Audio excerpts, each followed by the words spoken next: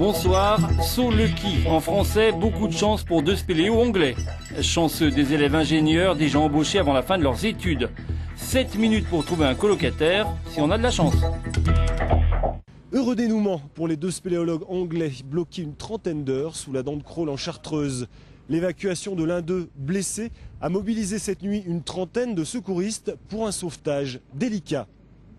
1h30 ce matin, les cordées de sauveteurs apparaissent enfin sur le flanc sud de la dent de Crolles.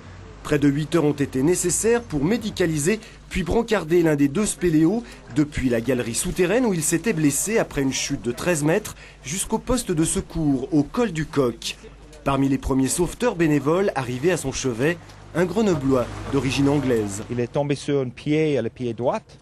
Après, il a cassé net. C'est bien aidé d'avoir quelqu'un à côté de lui qui a pu parler son propre langue en même temps et pour le mettre à l'aise. Quelques heures plus tôt, son collègue, sonné mais indemne, retrouvait la lumière. Parti la veille pour une traversée souterraine de 6 heures, ils ont eu la chance de croiser deux spéléos hollandais qui, ne les voyant pas rentrer, ont prévenu les secours hier après-midi.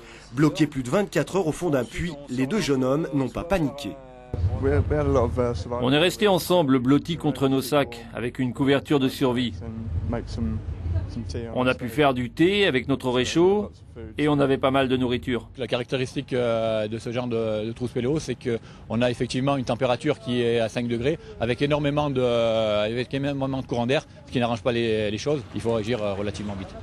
L'efficacité des secours dans ce secteur qui compte plus de 50 km de galeries et de multiples entrées est due à la synergie totale entre pompiers, CRS, gendarmes, radioamateurs et spéléologues bénévoles. La spécificité du secours spéléo, c'est que c'est un secours de spécialistes qui aiment l'activité, qui la pratiquent pas au quotidien mais au moins régulièrement.